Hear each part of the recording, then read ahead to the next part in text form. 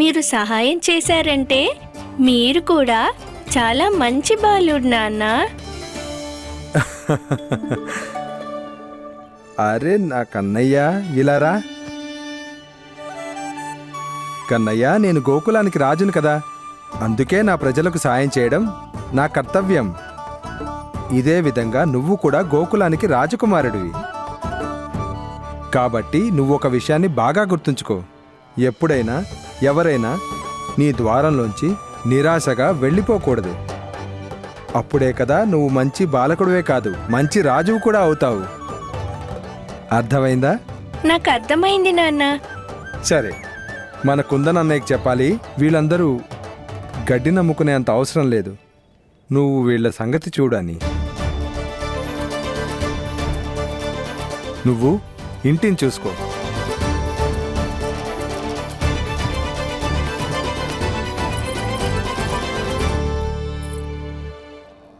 నేను ఆలోచిస్తున్నదే మీరు కూడా ఆలోచిస్తున్నారా ప్రభు? యశోద వదినమ్మ, ఒక క్షణం ఇటు చూడు. ఎంత గడ్డి తీసుకొచ్చారు? ఈ గడ్డికి బదులుగా ఒక బస్తా బియ్యం సరిపోతాయా? పళ్ళమ్మ పళ్ళు, తీయని తాజా పండ్లు. వాసనే ఇంత బావుంటే ఇక ఫలాలు ఎంత తీయగా ఉంటాయి.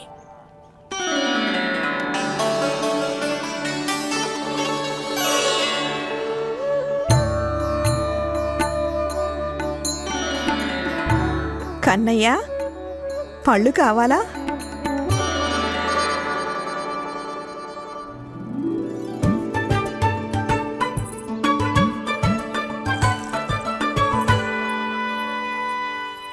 ఎక్కడికి వెళ్తున్నారు యశోదమ్మ? చూడనివ్వండి కన్నయ్య ఏం చేస్తాడో. ఒక్క క్షణం ఆగొచ్చు కదా. కానీ తను ఎందుకు? మీ మంచి బాలుడిపై నమ్మకం లేదా మీకు? నమ్మకం ఎందుకు లేదు? ఖచ్చితంగా ఉంది. ఇన్ని సంవత్సరాలు నేను ఇంట్లో బంధించి ఉంచాను, కానీ అన్నీ నేర్పించాను. అన్నీ చూసుకోగలడు తను.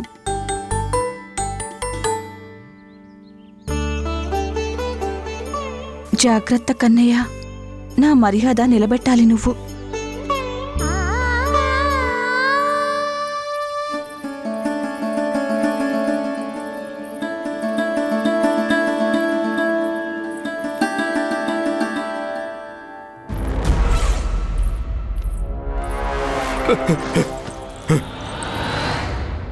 లేదు లేదు లేదు, నేనెవరిని కలవను. నేను మళ్ళీ ఇదంతా చేయలేను. ముందే చెప్తున్నాను మీకు. నన్ను క్షమించండి మీరు. ఇక నా వల్ల కాదు, నేనెవరిని కలవలేను. తను ఇలా ఎందుకు ప్రవర్తిస్తున్నాడు? శాంతించు, లేకపోతే మన పథకం అసఫలం అవుతుంది. తెలియనివ్వండి, అందరికీ తెలియనివ్వండి. ఇవన్నీ నా వల్ల కాదు, నన్ను క్షమించండి. ఏం తెలియాలి మహారాజా కంస?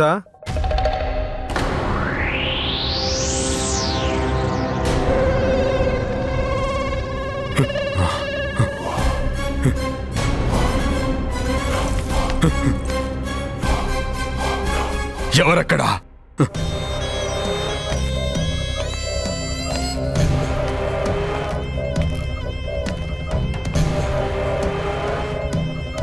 ఈ బాణాసురుణ్ణి గుర్తుపట్టలేదా మహారాజా? ఇంకా మీరిద్దరూ మీ స్వామి ఆప్తమిత్రుణ్ణి, అందరికన్నా నమ్మకస్తుణ్ణి గుర్తుపట్టలేదా?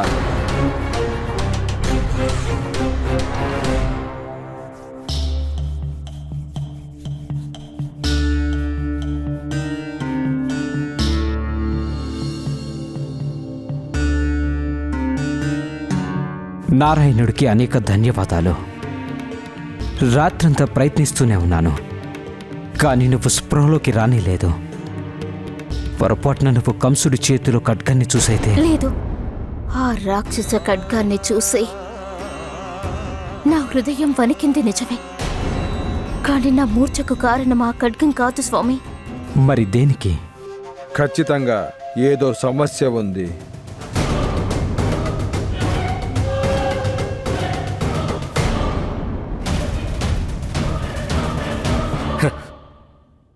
మిత్రమా బాణాసుర, చాలా కాలం తర్వాత కలుస్తున్నాం మనం.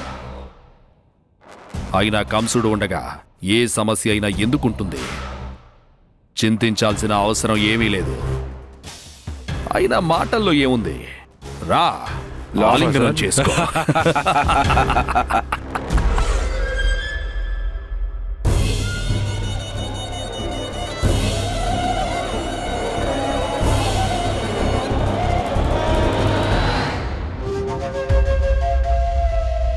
ఏయ్!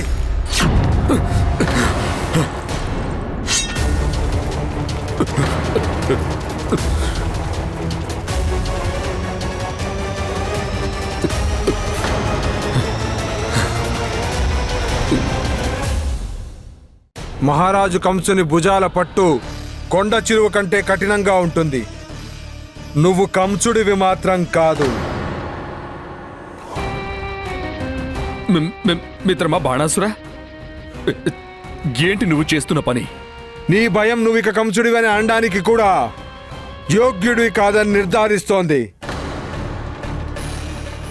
నిజం చెప్పు, ఎవరు నువ్వు? నా మూర్ఛకు కారణం తన వ్యక్తిత్వం. రక్తంతో నిండిన ఖడ్గం ఎవరి చేతుల్లో ఉండిందో ఆ వ్యక్తి కంసుడి కాదు స్వామి.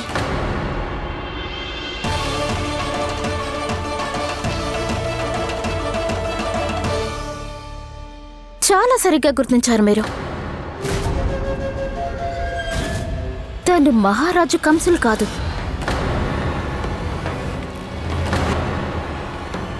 అతను కంసుడు కాకపోతే మరింకెవరు?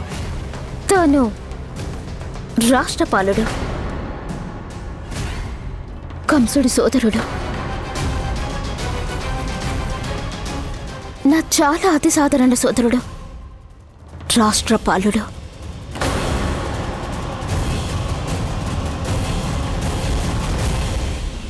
దీని అర్థం ఒకటే స్వామి,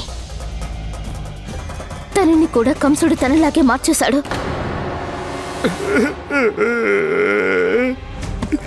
మిత్రమా సోదరా బాణాసుర, నేనేమి చేయలేదు, నన్ను క్షమించండి. వీళ్ళిద్దరూ బలవంతంగా అన్ని చేయించారు. ఏం చేయించారు? అయినా నా మిత్రుడు కంసుడు ఎక్కడా?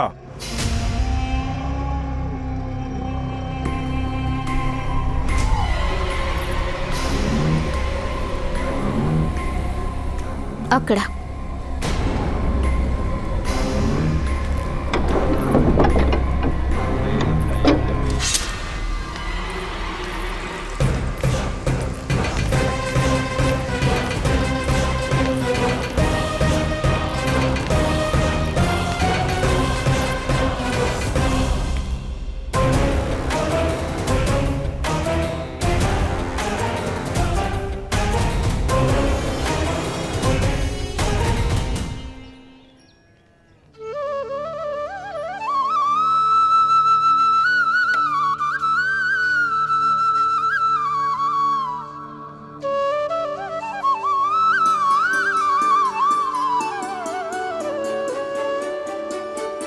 నీకు నిజంగా పళ్ళు కావాలి కదా?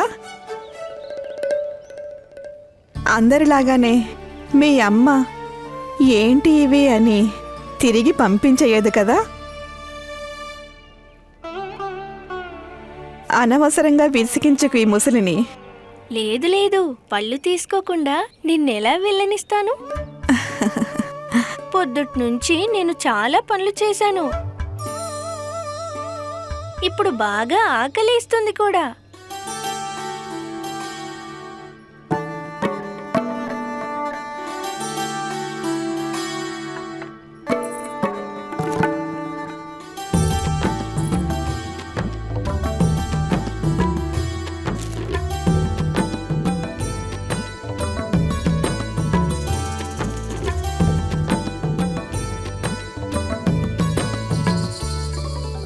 తనే ఇంత చిన్నవాడు, పైనుండి బుట్టను దింపడానికి సాయం చేస్తున్నాడు. ఒకరికి సహాయం చేయడానికి తనువు మనసు కంటే కూడా సంకల్ప బలం ఉండాలి.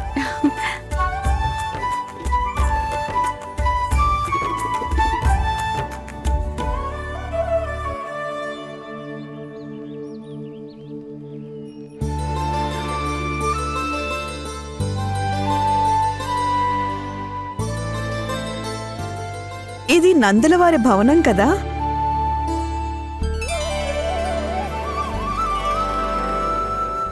అవును, నువ్వు నందులవారి కుమారుడివి కదా? అవును, నా పేరు కృష్ణుడు. కానీ మీరు నన్ను కన్నా, కన్నయ్య అని పిలవచ్చు. మా వాళ్ళందరూ నన్ను ఈ పేరుతోనే పిలుస్తారు. అంటే మరి నేను కూడా మీ వాళ్ళలాగానేనా? ఈ లోకంలో అందరూ నా వాళ్ళు, అలాగే నేను అందరి వాణ్ణి. ఒక్కొక్కసారి వీడు విచిత్రంగా మాట్లాడుతుంటాడు. నీ గురించి ఎంత విన్నానో, నువ్వు అంతకంటే ఎక్కువగానే మంచివాడివి కన్నయ్యా. నిజంగానా? మరైతే ఈ ముద్దుల కన్నయ్యకు పళ్ళివ్వు. ఎంతసేపటి నుంచి నిలబడున్నాను. సరే చెప్పు, ఏ పండు కావాలి? అరటి పండా, మామిడా, లేదా జామ పండా?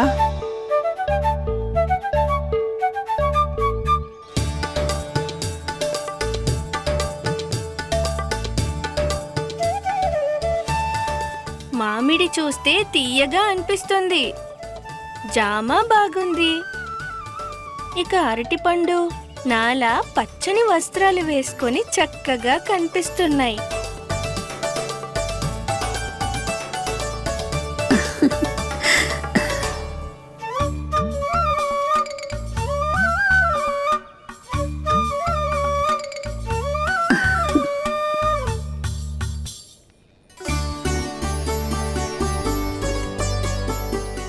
మరైతే ఏది తీసుకోను? నాకైతే ఇవన్నీ కావాలి. చూస్తుంటే నేను వెళ్ళాలనుకుంటా మూల్యం చెప్పడానికి. చూడు ముందు మీ కన్నయ్య ఏం చేస్తాడో తెలిసిపోతుంది కదా తనెంత గొప్పవాడో. వాడు చాలా తెలివిగలవాడు. చూడు, స్వయంగా చూస్తాడు. ఖచ్చితంగా నాకు పళ్ళన్నీ బాగున్నట్టు అనిపిస్తున్నాయి. అయితే మొత్తం తీసుకో. ఇది చెప్పు, దీనికి ఏం మూల్యాన్ని ఇస్తావో? మూల్యం అంటే ఏంటి? మూల్యం అంటే ఏదైనా వస్తువు తీసుకుంటే దానికి బదులుగా వేరేది ఇవ్వాల్సి ఉంటుంది కన్నయ్య. దాన్ని మూల్యం అంటారు. మరి అమ్మ నాకు పండిచ్చినప్పుడు నా దగ్గర మూల్యం తీసుకోదు కదా? అలాగే గోపికలు కూడా కొందరు లడ్డూలు, మిఠాయిలు ఇస్తుంటారు. మరి వాళ్ళెప్పుడూ నన్ను ఏ మూల్యం అడగలేదే.